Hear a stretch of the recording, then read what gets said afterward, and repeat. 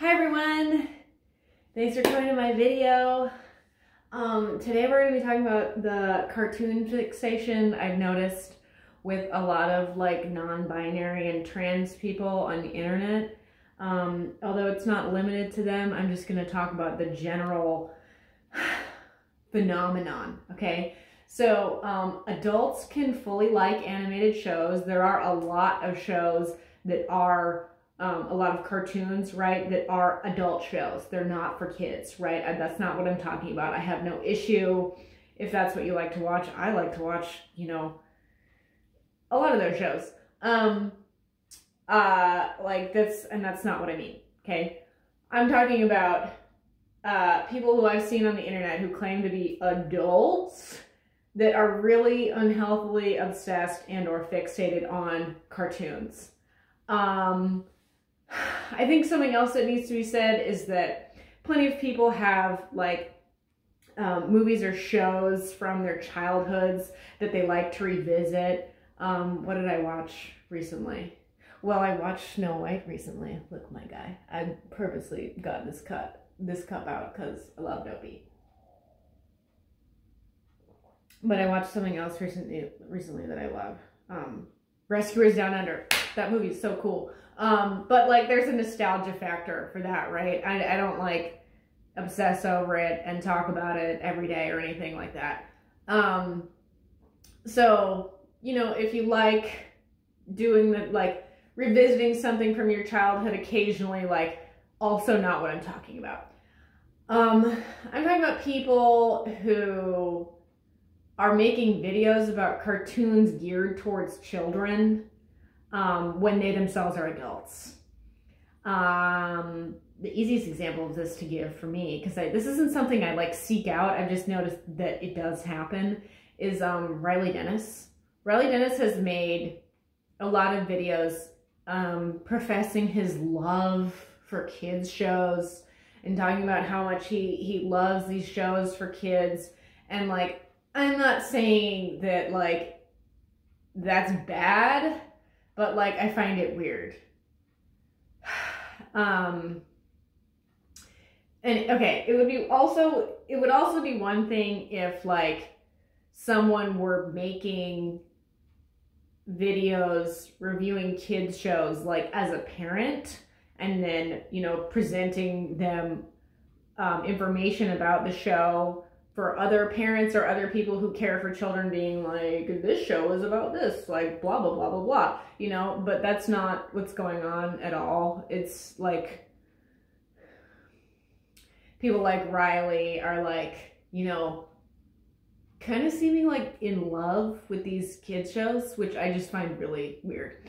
Another thing that people do, and I'll actually leave a link below for this, is like people find some really obscure, weird, like direct to home video kids thing, you know, that's also probably nostalgic because it's, you know, from 25 years ago or whatever. And they watch it and they show clips from it in their video and they're like, lol, this is so funny. Like they're watching like weird kids content as an adult reviewing it for lols, okay? Also not what I'm talking about. But I'm going to leave a link below to the cool cat thing because it's hilarious. But anyway, when people are fixated on weird shit, like I find that really odd and I find that a little bit concerning.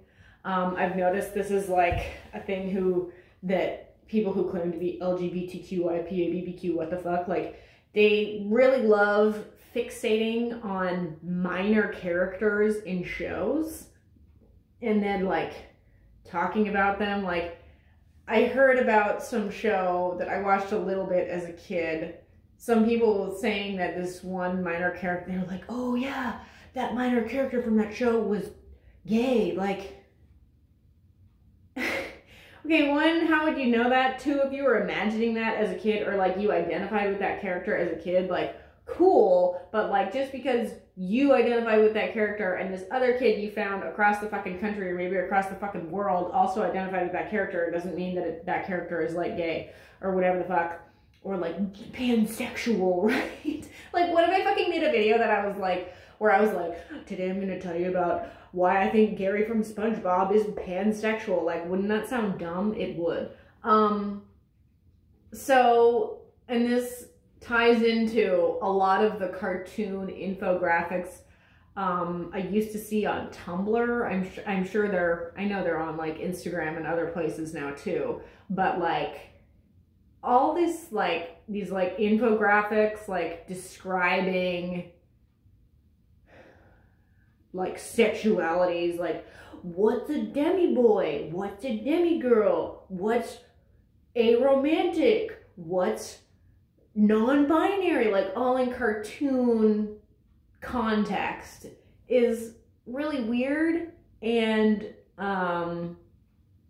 it makes me kind of think that the people who make those are somewhat developmentally delayed. Let's remember here that a lot of transes experienced pretty significant childhood trauma, okay?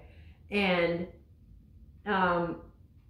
if you experience childhood trauma, it's likely that you are, at least in some capacity, kind of okay, I've heard that people who experience childhood trauma often can't develop past it. Like, or like part of their brain is stuck at the age in which they were traumatized, right? So anyway, going back to these like infographics that are like cartoons.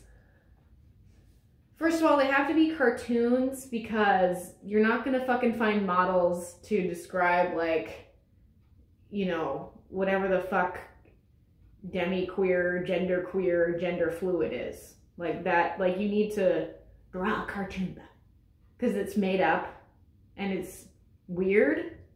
And I just think that that's kind of worth noting, that a lot of these, you know, cartoon images of shit are